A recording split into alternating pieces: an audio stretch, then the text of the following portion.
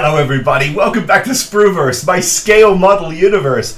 People of Earth, welcome to part 2 of Build Randy Cooper's Sandcrawler from Star Wars A New Hope.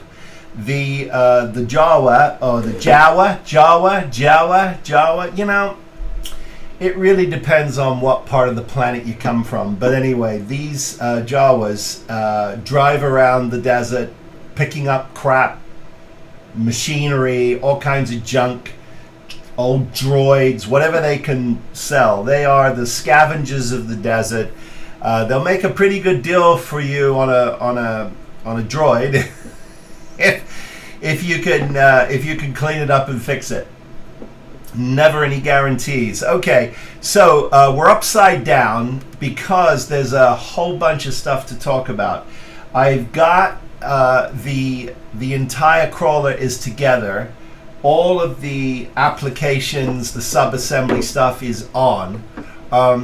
There's just sort of the interior doors that have to be detailed out and lit, and so and then obviously the top has to go on it. So I'm at a point now where I'm figuring out a bunch of stuff, right? Thing number one is, how am I powering this? I think I'm going to do 9 volts. I'm just going to do a simple transformer, probably a 2 amp, very simple, and plug in. And I think I'm plugging in right either here or here. I think that's the best thing for me. I've got these really cool connectors, and I like this little rubber cap that comes with them. I can paint all of this out and make it disappear, so I think that's the way to go. And it'll go inside of this, and then everything else will be internal to this, and it will most likely not have a switch. I'll most likely just, you know, plug it in to power it up, and then there you go. Now, the other thing to think about, though, is if you wanted to take this somewhere and shoot it, you know, you could potentially have a 9 volt connector somehow that you could, you know, attach to one of those plugs and plug it in. I don't know. But anyway, I think that's the cleanest, simplest way to go. The only other thing I have to think about here is I've got to paint these up, detail them out, and once I've cleaned these up a little more, detailed them out, I've got to put the face plates on them, and they go like this. They just attach like this. Let's see, how do they attach? Well, they go upside down. Let's see. Let's do this. I'm looking behind me at the computer. Yeah, they go like this. Okay, so that's how that's going to look. So I'm going to get these painted up and attached. Now, curiously, on the production model, there is actually something behind here with some more detail, but I honestly don't think, you know, at this scale, it's worth it. And Randy didn't give them to us that way, so I guess he assumed that it was just too much of a pain in the ass. And if you want to do it, you'll go ahead and do it yourself. So that's what we're going to do. Then this will get a base coat, and I'm going for, it's called German Red. It's a primer that is made by it's a primer that you can get either in your I'm using it in the Vallejo, but Tamiya has one too called an oxide red, but the German red seems to be a little flatter. Either way, it doesn't really matter. You can pull that down. And then there's all kinds of rust and panel details and stuff like that that have to go on. But it's going to need a base coat first, just so that we can see where we are. So I've got to do a couple of things here. I've got to, let me take these off so you can see step one of this, which is attaching the sort of the undercarriage, which has, on this side, it has the entrance, which will have a ladder. And here is this ladder that goes in. It's all upside down, but it's going to go in like that, basically, if you're going to put it in a diorama, and I think I will. So I've got to get this lined up, glued up, and then cleaned up. Now, since this is the undercarriage, you're not going to see an awful lot, but I want to glue this down prior to doing any more painting. So that's really important. So I'm going to get that lined up perfectly. He does give you these, you can see them. He gives you these locator holes. There's four of them. They're very giant locator pins, but that's fine. And so we'll line these up as best we can, get this as square as we can. And you can see it's a little awkward because I don't know if you can see it, but there is a slight bend in this. It does come this way just a little bit. So getting this lined up is going to be a little awkward, but we'll do the best we can. As long as it looks square to the back and square sort of to the front there, I think we'll be okay. So that's what I'm going to do now. I'm going to get this attached. And then after I get this attached, I'm going to putty up this, clean up this seam all the way around. And then at that point, I can actually put a base coat, undercarriage base coat down on this. Now, I would like to not do that before I glue these in place, which, you know, but the thing there is, and you know, you'll never really see inside of here, so it is something to think about. I may consider putting some pins in these two small parts. You can see here. Well, let me show you. It's okay. You can see here. I've got to just flatten these out a little bit. Just clean them up, get these flattened out, and then I may put a couple of locator pins in here once I've figured out exactly where they go, and that might make it easier for me to put epoxy resin on these. And then, of course, the final thing is, you know, getting your tractor wheels on. And I've tested this, and believe it or not, you can actually, of course you can't see that, so why would you care? Okay, so once this is attached, you can actually I'm all fingers and thumbs, but you can actually drop these over, and they'll go on nicely. So I can actually detail these out, and finish those before I slip them on. That's a good thing. So that will take care of all of that. The only other thing I wanted to just sort of show you is I have. What I've done is I've put the cockpit together. Now this is going to go inside the top. You're not going to see really much of it, but I wanted to show you anyway. Here's the cockpit. Now I'm going to do some dry brushing and some cleaning up. There's going to be 3 amber lights in here. The roof will go on, and then that will go inside the top of our crawler. And if I'm lucky, I might be able to get a couple of Jawas that I'm printing inside of there. Because the interesting thing is the scale of this, you know, might allow us. It might allow us to do that, because there's been a bit of a debate amongst friends about just exactly how big a Jawa should be. But I've got these STL files, so I'm going to print a bunch at different sizes, and we'll see which one makes the most sense in terms of scale. And so that's it. It's very basic in terms of lighting. The big deal here is going to be finish. That's the big deal.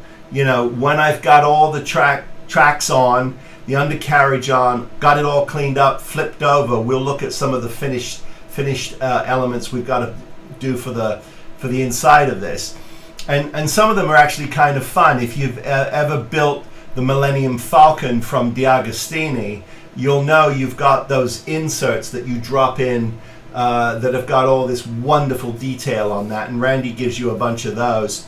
And so we'll look at those, you know, because it's just a painting delight at that point.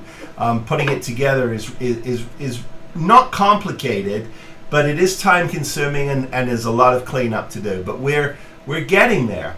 Okay, so come back when I have got all of this secured and cleaned up and ready to put my wheels, sort of lock my wheels in, or maybe I'll have my wheels locked in. And then we'll be able to flip this over and take a look at what we've got to do to get the top ready for painting and detail, because there's a few things we've got to do with the lid. Okay, glad you're aboard. Thank you for joining me on this journey. I really greatly appreciate it. Let's carry on. Okay, I didn't want to get too far ahead of myself. Sometimes I will sit here and I will announce what's coming next, and then it doesn't come next because I skip too much. I get so engrossed in what I'm doing that I have to stop and go, you know, it'd be very nice if you would share that with everybody. Since you've gone to the trouble to actually put it on film, why don't you just share? So I'm sharing. Okay, lots going on. The actual carcass of my crawler is outside drying. It has had one full coat of, my Duplicolor Gray Primer was my start. On my engine blocks, I've put my Citadel Black, got that covered completely in all the engine compartments and the detail parts, because the nice thing about that is if, as you continue to paint this thing of beauty, you miss something, the black will act as a dark shadow, so it's helpful. That's why I started with the black there. But then everything went to this, which is, this is the Vallejo Surface Primer. It's the German Red Brown, 74.605. 74.605. And if I was a little closer, you'd be able to see that a little better. This is usually my close-up camera, so let me get closer and do that again. There we go. You see? Now it all makes sense. So everything got that. Covered the whole thing with that. After that dried, the next thing I did is I took my Tamiya Rattle Can Insignia White and I dusted everything just to tone it all down. So it's all been toned down, and that's what's drying. Now what I'm doing is I'm coming along on the tracks and wheels of this thing, and I'm hitting it with some flat earth from Tamiya. It's a 50-50 mix with lacquer. I use lacquer because I like how fast it dries. And that's what I'm doing here. So what I'm attempting to do is start building up color for the sort of the overall feel of this thing. Now, I've watched the film a couple of times again, and what I'm seeing in a lot of the close-ups is some heavy mud, some heavy rusting, and a lot of details that are basically splatters and you know, a crudeness to it. It's almost like a theater. If you've ever worked in construction on a theater production, flats, they're called flats, the sets, the actual panels that make a building. They use splatter marks, they use all kinds of things. And I think that ultimately, from a distance, that all blends together and you get this wonderful effect. Up close, it's not very flattering. So it's interesting what the camera sees with these prints of this film that have been digitized, and the quality has been up, to 4K. So you are seeing things that perhaps you didn't see when it was originally on film, which is far more forgiving. Anyway, so when you build something like this, you have to decide: am I building a filming model, or am I building something that resembles what it looked like on film, if that makes sense? Because with all the lighting and everything else, it all changes. So it's your interpretation. But what I'm doing is, besides dropping the hose to my compressor, is trying to just make a filming miniature that's pleasing to the eye. That's what I'm doing. I'm not big into Canon. I apologize if this is not the Canon channel. Although I'm not trying to be disparaging, by the way. I think building Canon things is awesome. I'm in awe of people who do that. I do want to make that clear. I'm not making fun of Canon. Okay, so we've got these pieces, and I'm taking my flat earth, and what I'm doing is I'm just sort of hitting the highlights with it to give it some punch. Now these inner wheels are going to completely disappear with the tracks, so there's no point in really doing anything there. What will show is the tops of the cog points here, so that is worth hitting. And I'm trying to make it, a little kind of haphazard, but I'm also doing it light at first, and then I'm going back to see what changes I need to make and where I need to make it, because this is kind of my basic mud coat. Now, the other thing to remember here too is that on camera this is looking very red. So you're probably thinking to yourself, that's too red. But it's I assure you, in person it doesn't look that way. It just doesn't. But it's all going to be blended back anyway. We're just building color up. But it's a lot of fun to start punching in all of these details. Now, at a certain point, I'm going to need to have to attach these to the bottom of the crawler to sort of continue the process, because I have to make sure that everything that's attached to the crawler blends together. You don't want to finish these off the crawler, put them on, and it pop because it doesn't blend with the rest of the build.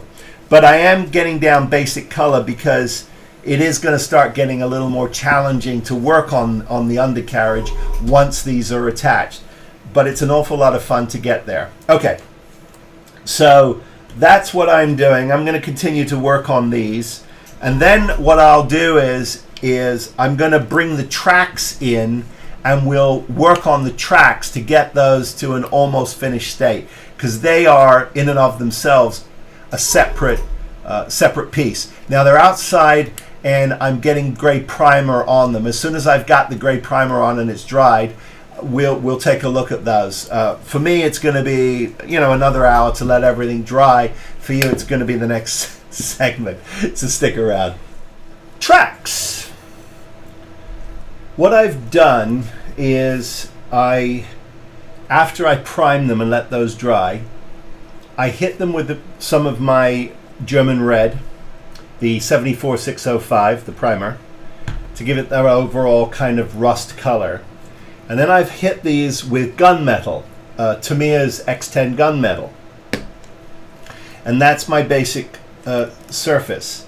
And then I've got this process that I am using to kind of just weather them. Now, after I've done all of this and let these dry, I'm going to put some washes on here. I do try to edit out these interruptions with my phone, but I do apologize if it gets a little annoying. Okay. So what I was saying is I'm taking the brown, and I'm sort of using that to create this sort of base mud effect, base mud rust effect. What it looks like on the filming model, or the piece that they built, it looks like they built a practical piece. Believe it or not, this is exactly what it looks like. So I'm feeling like I've got a little bit of Canon in me here today, which is kind of exciting. But yeah, and again, you know, very interesting to see what they did with what they did with this model, this Sandcrawler. You know, because of what they had to deal with from a production standpoint, and how they actually painted it. Because on a massive scale, you can imagine how much time and energy it takes to prepare those things and get them set.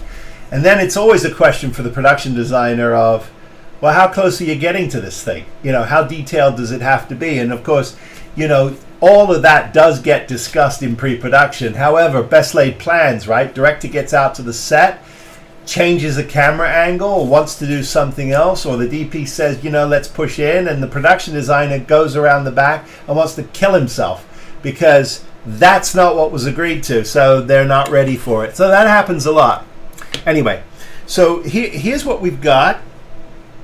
And what I wanted to show you was, if you take one of these, now these are not finished, I've just got a base coat on them, and I've got a very light dusting of some sky green, just to see what that would look like. But I wanted to show you how cool this is when you sit these in like this.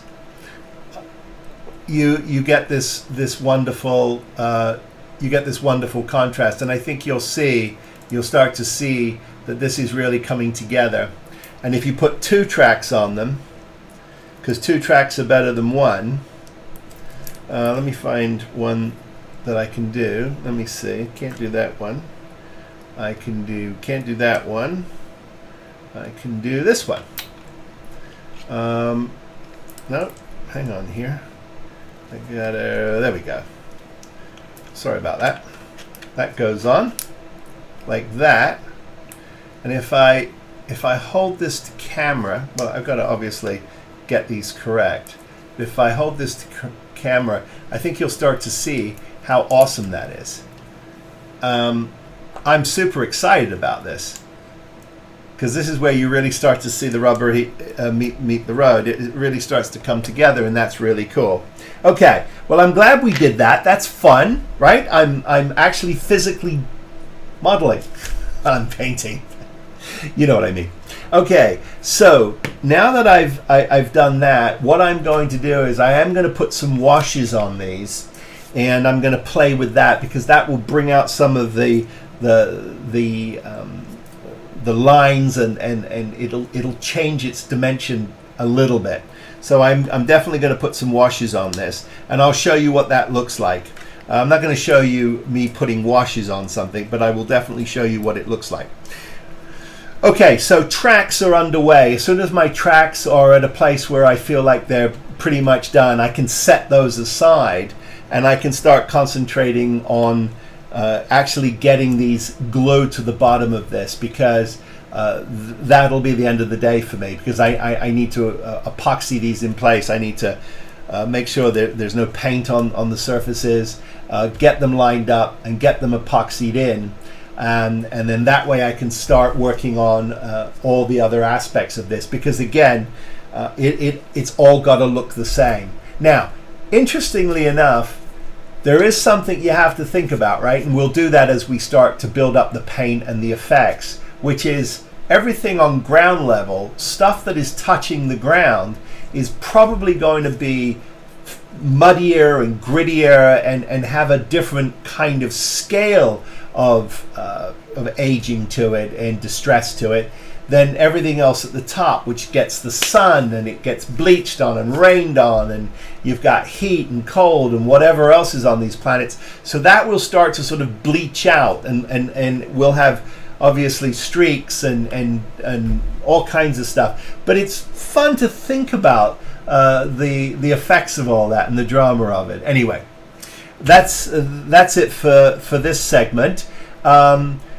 I want to come back after I've glued the wheels on X tracks and just show you the Hulk as one thing. And I think we'll call it we might call it quits for this update. Not sure. We'll see where we go. Okay, so stick around. Progress. Okay. One of the things that I really enjoy about these types of kits is once the dust is gone, everything is cleaned up, you start putting things together, you get into the detail work, the painting work. I become like a little 5-year-old. I don't know. This is heaven on earth. If you love to age or distress things, this kit, I'm telling you, it's very hard to beat in terms of being in this subject. But okay. So what I'm doing now is I'm picking out some of the detailed panels that work together here. This one is part of the roof, and they're all keyed, so it's there's only one way this can go. But before I glue everything together, I wanted to make sure I was able to get into all the nooks and crannies. So you can see here what I'm working on. What I've done is I hit all of the greebled engine detail parts. Usually I hit everything with black, and then I start picking out my details, because I find that, and I've said this before, so I'm repeating myself and I apologize, but I think it is important. One of the things I learned is the black is your friend, because what you can't hit with an airbrush, or you miss with a dry brushing technique, or whatever other detail work you're doing, the black serves as a shadow. And so that really works in your favor. But this is really fun. Let me move aside here and get out of the way so you can see in all its splendor and glory here. Here it is. Obviously, it's not on its tracks yet, because one of the things I learned, and of course I said to you, oh, well, we're going to do everything, detail it, glue it, and then put the tracks on. Well, go ahead and make a liar out of me. You can't get the back tracks on if you glue these on first. So I've got these detailed pretty nicely now, and I'm happy with where the tracks are. Now there's going to be a lot more finish work once the tracks are on, because I'll see what you can ultimately see visually, and then I'll just start to pick out some details. But I'm pretty happy with these tracks. And so what it's a function of now is getting these tracks glued on, and then starting to finish all the detail work on these plates here, because that's going to make a difference. We've got all kinds of cabling and stuff like that. Now, ultimately and curiously, in the actual on the production, don't be confused. These are not glued in yet, but on the actual production miniatures that I've been looking at and film grabs, again, it's a lot of mud, it's a lot of splatter, it's not a lot more than that. So you're not seeing any kind of metal or things of that nature. But for a model that you're sort of putting on display, sometimes you want to pick a few things out just to get a little more detail than perhaps you would on a filming miniature, for all kinds of reasons. One, because a filming miniature, this is not a filming miniature, it's a piece of art in my opinion. And so unless you're actually going for a filming miniature look, then you might want to add just a little more detail, just so the eye can see things. Otherwise, it disappears if it's all very monochromatic. Now, having said that, you don't want to go overboard. And even though I'm picking things out with coppers and silvers, I am going to go back and muddy everything up. So you'll see very little of it, but it will make a difference. So will the washes. They make a huge difference. They made a huge difference on my tracks. These tracks have a red wash on them, and that the washes I've been falling in love with are these. I just love them. They're called Quick Shade, and they're from Army Painter. This is the red tone. Now you can dilute them even further than what I'm doing, but I'm just absolutely in love with these washes. And so, anyway, I highly recommend them. And a lot of people are sitting there going, Phil, I make my own washes. I don't need those. Absolutely. You could absolutely make your own washes, and I do make my own washes. But sometimes I like to, as I ad nauseum say to you, be a bit of a test kitchen and say, hey, guys, if you thought about it, or you're wondering if they're any good, and I'm not paid to say it one way or another. This channel is not sponsored by anybody. And I'm not. I've never received even an email from somebody asking me to promote anything. So I feel like I'm free to say whatever I'd like to say. Having said that, if you want to hit me up and are interested in me promoting something, if it's glue, give me a call.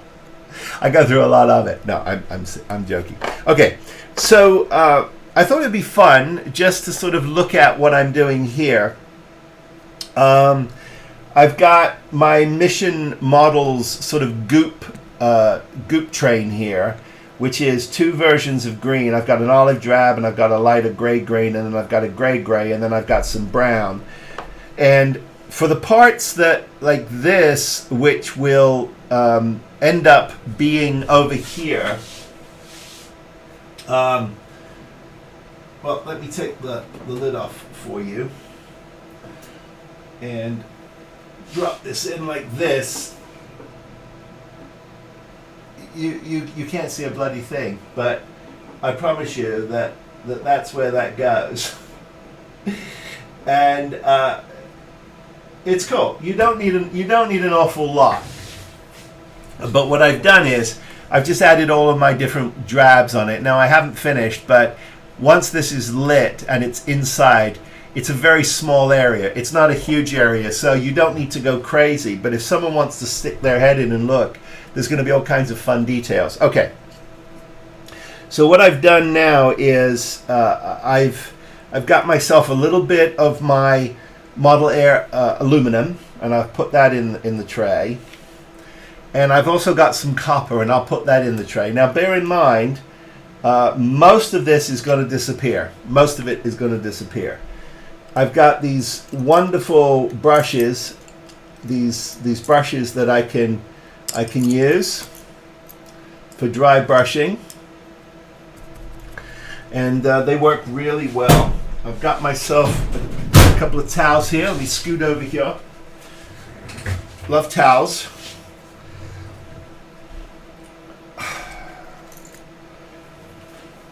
You're going to laugh at me, but I just want to say it anyway. Do you know who taught me? You know where I learned how to, I lots of guys put towels down so they don't damage their models.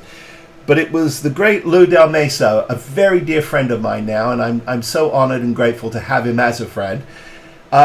In one of his builds, he said, "Do you know why I put towels down? Because I'm knocking stuff over all the time, and I don't want to get it on my bench. I get it on the towel." Just thought I'd share that. Okay. We're dry brushing. You're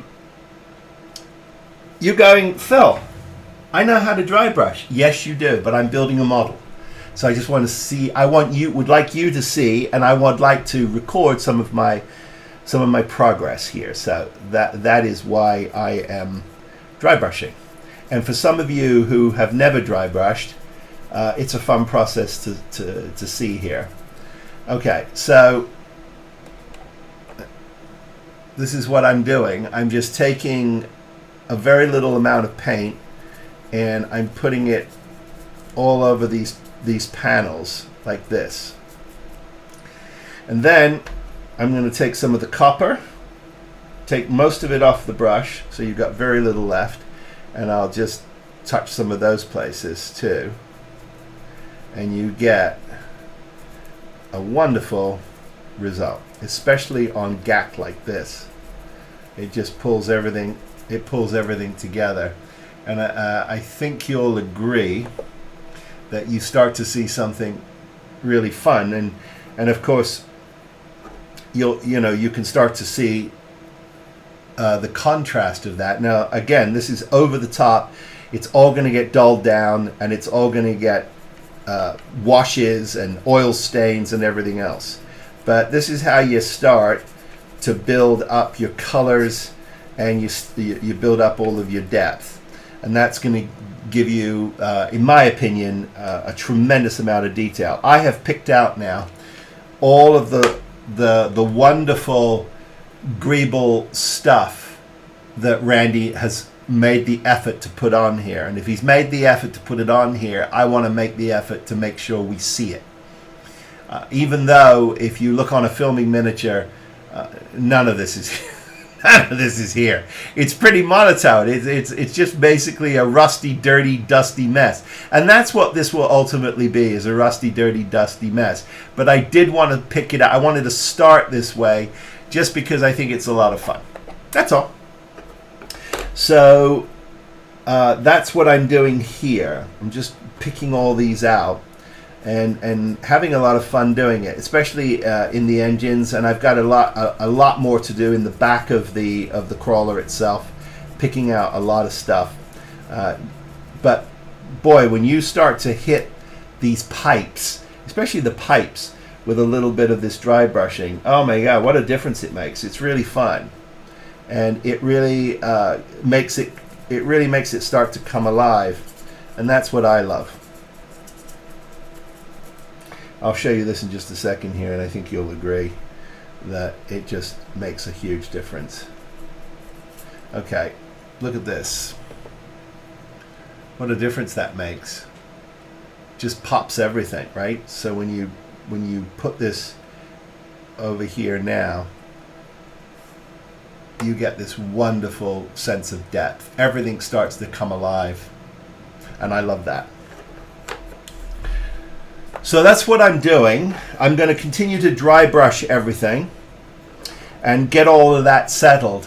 When I've done that and I've picked out all of the smaller parts, we're gonna get the crawler itself on the bench, and we're going to start to talk about some really sort of basic details that I want to talk about. Some of the things I'm going to do to start building up a lot of the exterior detail. We'll also pick out some rust parts too, because we need to talk about those, and they need to go in. There's several ways to do it. I've got my own way to do it.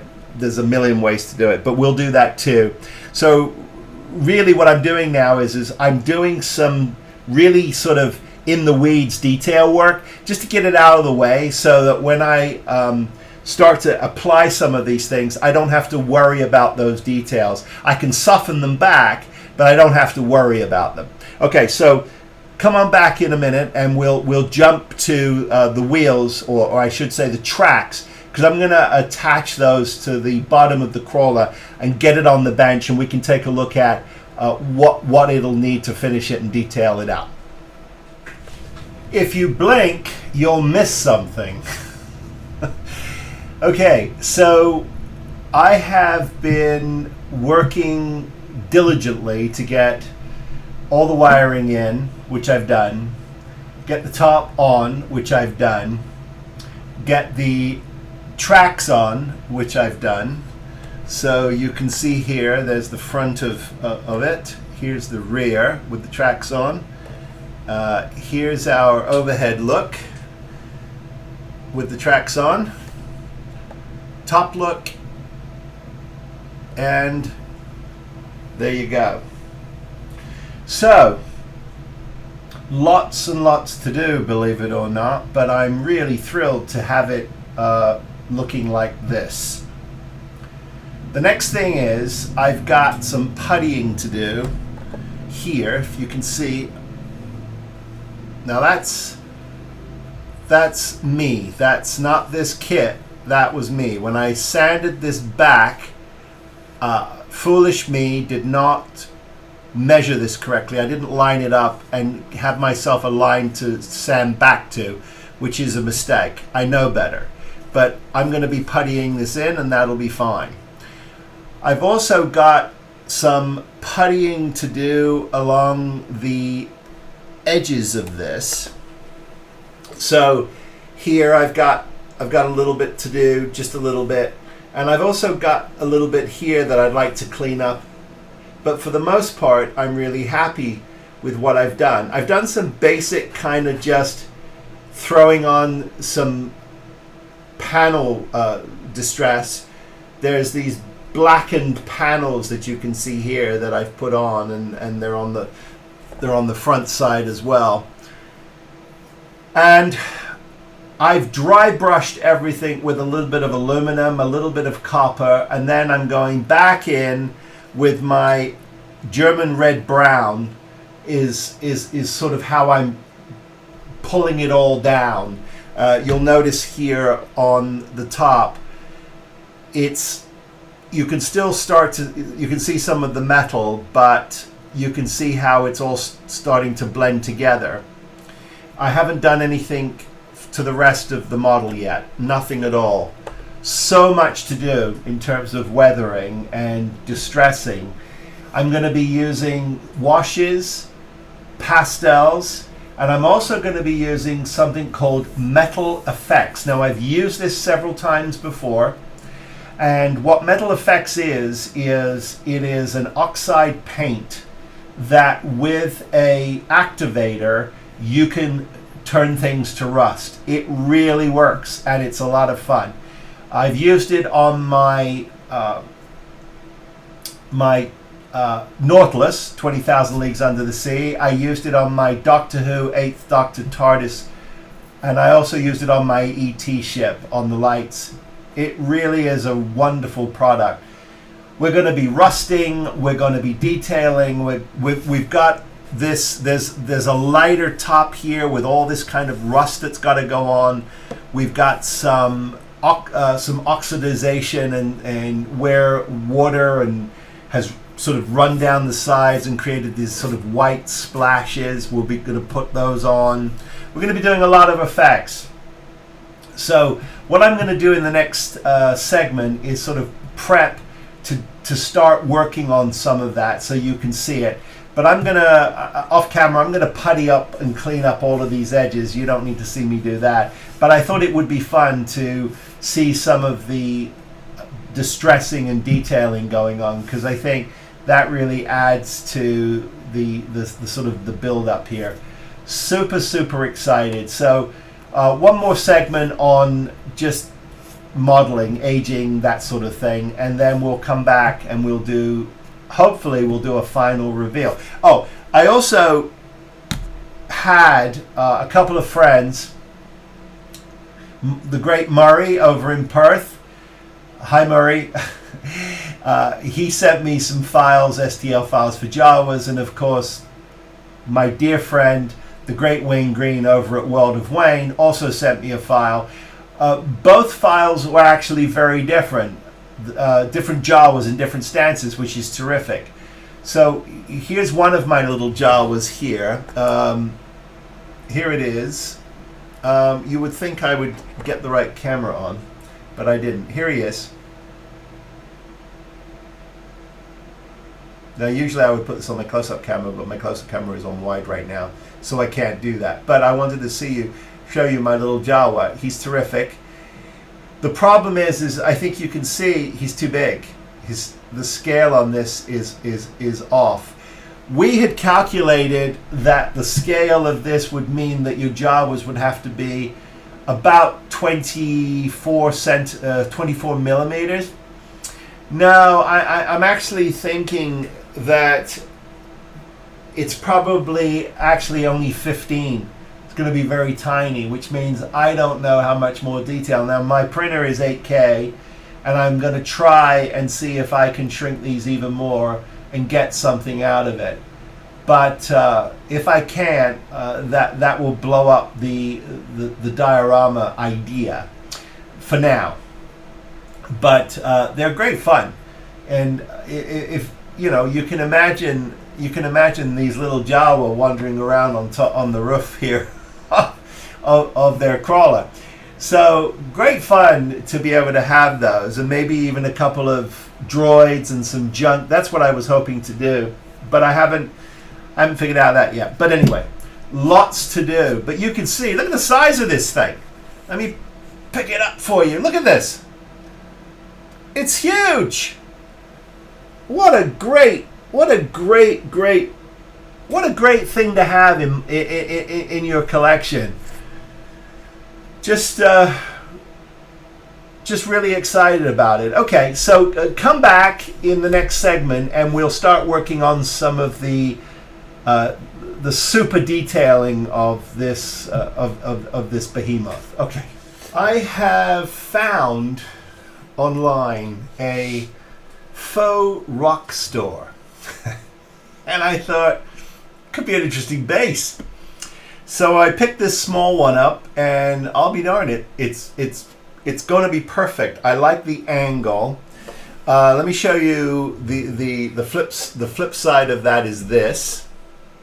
I like the tonality because the gray does not conflict with the rusts and the browns. It really sort of forces you to look at it. It's a little stark. Now we're going to do a lot of fixing and cleaning and blending, but I thought it'd be fun to, you know, stick a Jawa here and show you what that looks like. So the angle is terrible at the moment, but I think you'll agree that these little Jawas are going to be fantastic. I mean, they really are. There's the size of them. I mean, I'm going a little smaller on them, but look at this. You can see it really starts to bring it alive. Lots to do, obviously, but what I wanted to start with is sort of doing some overall blending with some muds and some rusts before I start really punching at it. This is a production still. Take a look at this, because I thought this was really interesting. Whoa. Sorry about that. So what I think is really interesting about this is you can see there's these calcification marks, these white marks. That's all calcification. You've got all that heavy rust at the top, and then you've got all the dirty browns and blacks and paneling. Now this particular one has the doors closed, which I think is interesting. Those large doors. So it's obviously on the mauve. It's basically a it's basically a sort of a mini fortress. I mean, you could call it a mini fortress, really. And there's no rules here. I think, you know, just as long as you get it really sort of blended together and it starts to feel harmonious, I think it's going to be pretty good. So I'm starting with my oxidizing iron paint. Now I've used this before. It's from Modern Masters. Now Rust-Oleum owns this company. Here it is. This is it. I've used this many times before. We've talked about it. And I'm going to be starting to put this on the model. I'm going to start to dab it in various elements. Let me get it off the base for a second here. I don't want to make a mess of my base, so I'm going to take this away. But look at this; it's fun, right? It's just I think this is fun. I think it's going to work out really well. I've got to do a little bit of sort of cleaning up to it and some blending, but I think it's going to do the trick. I think that's going to work out really well. So I'm just setting that aside, and let us get the model back on. Now I'm going to lay it on its side for now, so that you can see what I'm dealing with. What I'm going to do is think about this in a couple of terms, right? The first term is what is going on at the bottom here. So if it's raining, if it's been really dirty and mucky, these tracks, I think, they're gonna churn up a lot of mud and muck. So I'm gonna put the heavier layers at the bottom here around the tracks, and then I'm gonna have some various different elements around some of the seam work. And then we'll go on to, getting some shades in here, and I'll do that with an airbrush. I'll pick up maybe some browns and some blacks, and we'll really start to get this sort of starting to dirty up, but not so much that we can't get our streaking. Our streaking doesn't look visible. Streaking coming out of some of the doors and off the top where water is sort of dripping down from the top. So lots to do to get this blended in, but I thought it would be fun just to show you a little bit of the application, so that we don't come back and go, look, aren't I clever? Now, I have done a lot of this sort of work on the channel before. So if you go back and you look at my ET build, or even my Orca build, or even my Doctor Who 8th Doctor TARDIS build, I go through it. I also did it on my 20,000 Leagues Under the Sea, my sub. So there's a lot of places where I've done this. But for those of you who go, Phil, don't make me go back and start looking at all your stuff. Just show me what it looks like. Okay. So here it is. And it's sort of a bit of a mucky goop. Now I'm using my disposable brushes, and what I like to do is I like to just sort of start at the bottom. And now I'm working here just underneath. Now this has got iron oxide in it, so if you hit this with the activation spray, and here's the activator right here. If you spray this on, what it's going to do is it's going to start to turn this to rust. And that's when all the magic really starts to happen. So I'm just going to start putting some of this on here.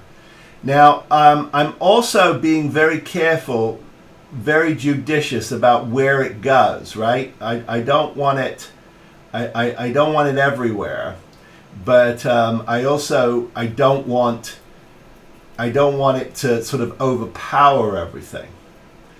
But I do think that it will really make this model pop. Now I'm sort of doing it very judiciously here, and then I'm going to hit it with the activator like this, and we'll see what we get. Some of it will start to go orange and some of it won't. So we'll sort of continue to monitor that as we put this stuff on. But I think you'll agree that it really will make a difference. Now it'll start to activate, and as soon as it does, we'll come back and we'll take a look at it where it's activated and some of the other areas that I've worked on. Okay, so I'm going to continue to put this on, and we'll come back and we'll look at some of the results in just a minute. Okay, I just wanted to show you what happens when we start to get a little color on this, and we also are starting to get a little bit of a reaction from the oxide paint. So you can see now things are starting to sort of take off. I mean, some of it is a little wet. Now I'm using also trying some other things as well. You know, there's nothing on here that can't be wiped off, but it doesn't really matter because it's all needs to get blended in and washed anyway. But I wanted to show you how it's sort of starting to take shape. And you can see at the bottom here, the oxide paint is starting to orange up, it's starting to rust out at the bottom, which I really like. So we'll do that. We're just sort of building up color and some base. This is going to take quite a bit of time to do, but basically what I'm doing is I'm building it up with the oxidizing iron paint, some rust colors. I'm using the Vallejos, and I'm also using some of the the AKs, which I like as well. That's let's see. Let me get you in camera here so you can see. Let's go over here. There we go. I'm using this stuff here, and there's tons of versions of it, right? There's all different kinds of weathering and rust, and you got to take your time and just slowly build it up. But I'm really happy with what I see that's starting to happen, and it's just going to take several hours of just playing with it, and I've got 2 sides to do, but I'm really happy with how it's coming out. So what I'm going to do is I'm just going to plow on. I'm going to keep going, and I think there'll be time in this for maybe one more quick segment. I'm not sure. We'll see, because I could just go on weathering and weathering and weathering. I mean, there's no rules here. It's just kind of thinking about how things blend together, and I'm having a blast. So I'm going to plow on, and if I think there's something worth looking at, we'll come back for a quick segment. Otherwise, I just think we'll just keep going here. We'll see where we are in terms of final on here. But I'm hoping to show you this final in this in this episode. I don't want to go to a third one if I can avoid it. So if you can hang in there, I'll hang in there, and we'll plow on.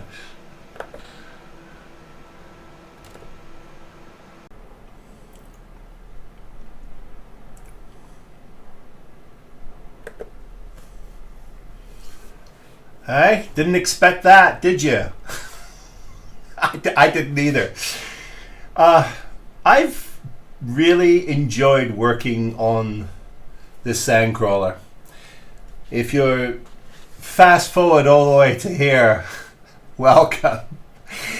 I just loved it. Absolutely loved working on it, building it. It's been tremendous amount of fun. The detail, the scale of it, the uniqueness of it. And that's big hats off to Randy Cooper, who had the foresight to put something out there like this. Terrific. Couple of things I want to just talk about before I turn the lights on. You can see I've got 3 little Jawa down there who will light up in just a second. Big thank you out there to my friends Murray and of course the great Wayne Green over at World of Wayne for supplying me STL files. Great fun. I finished all the weathering with oils. My Abdulongs, I think that everybody should have oils in their kit for finishing. They give great dimension and color. They're wonderful to work with, and they're very forgiving. So I'm a big fan. Couple of things I do want to point out. I made one glaring mistake on this kit, and Randy pointed it out to me, when I did not remove the drip strip, I guess is what it is when he pours these molds. He has something that allows the panel to not get contaminated, so he creates a drip strip, and that obviously when it's hard needs to be removed. I removed most of it, not all of it. I cleaned mine up and finished it, so I would argue that it has disappeared beautifully into my kit. I don't think it would have been noticed if I hadn't have said something, although I'm sure Randy will notice it, but I don't think it affects the finished model at all. Let me turn it on for you. I've got it plugged into a little 9-volt battery. And I think you'll agree it is quite dramatic. We see our 3 Jawa down there. Now, I have not had time to build or print a couple of droids and some trash. I'm going to do that so that I can finish this the way I wanted to. I want that moment where the droids are being inspected by Luke and his father at in the top of the film. I added a couple of little lights that I think create great drama. There's a light here now. It's called for by Randy's lighting design, so it's not like I did anything that was genius here. It's just it's called for by it, but I think it adds a certain amount of mystique to the top of this, and I really like that a lot. Several dustings and finishes and washes on here, but obviously finish yours the way you choose. It's your model. From the side, the rear is obviously could you add a lot more dust to it? Yeah, you could. I didn't. I think it's sufficiently tired and aged, and I'm very happy with it. I'm also very happy with the amount of light that is coming out of the top here. You don't get a tremendous amount of view here. I'll turn it for you there.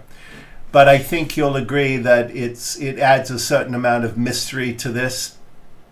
The white, I believe, is calcification from water or from rain that has calcified on the metal.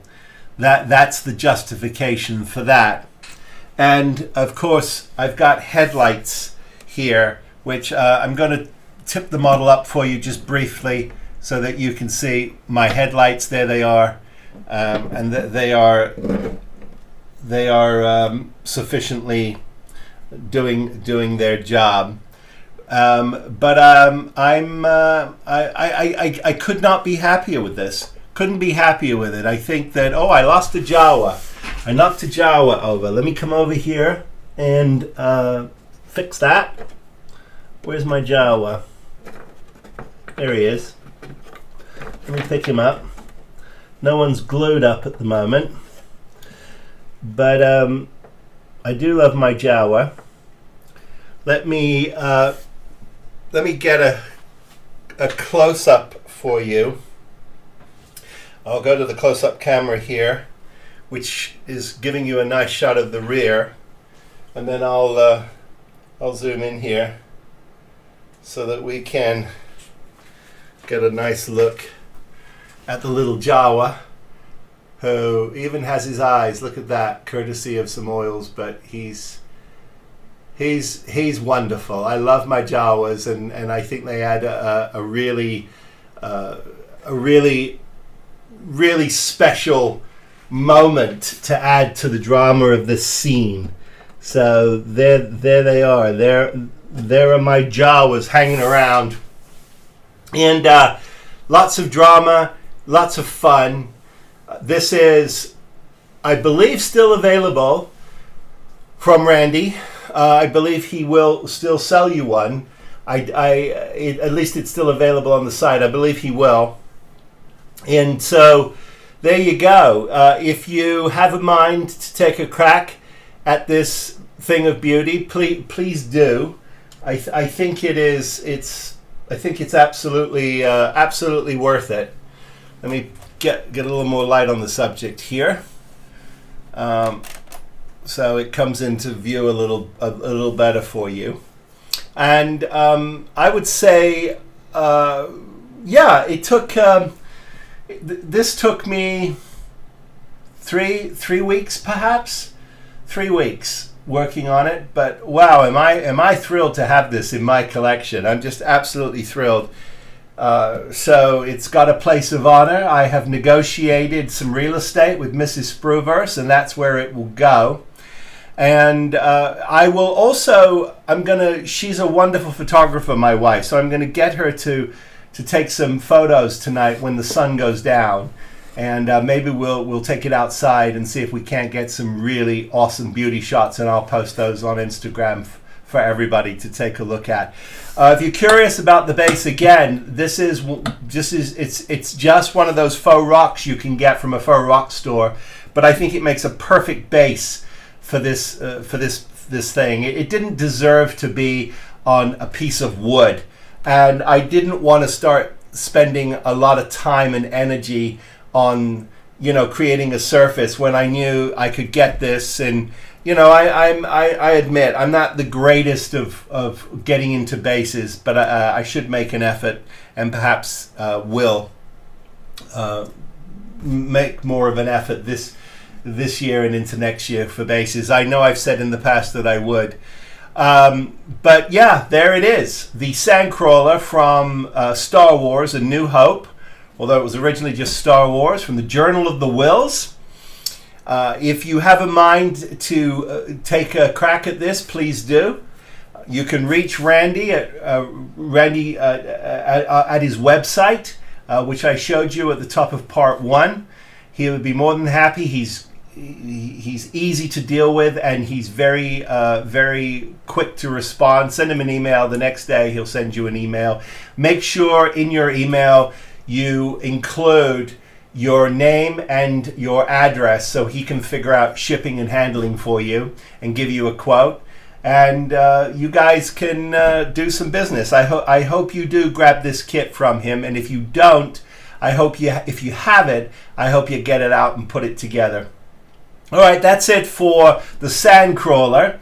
We'll tackle something brand new next week. But as always, I wish all of you, please be safe, be well, build something, and I'll see you next time. Take care, everybody.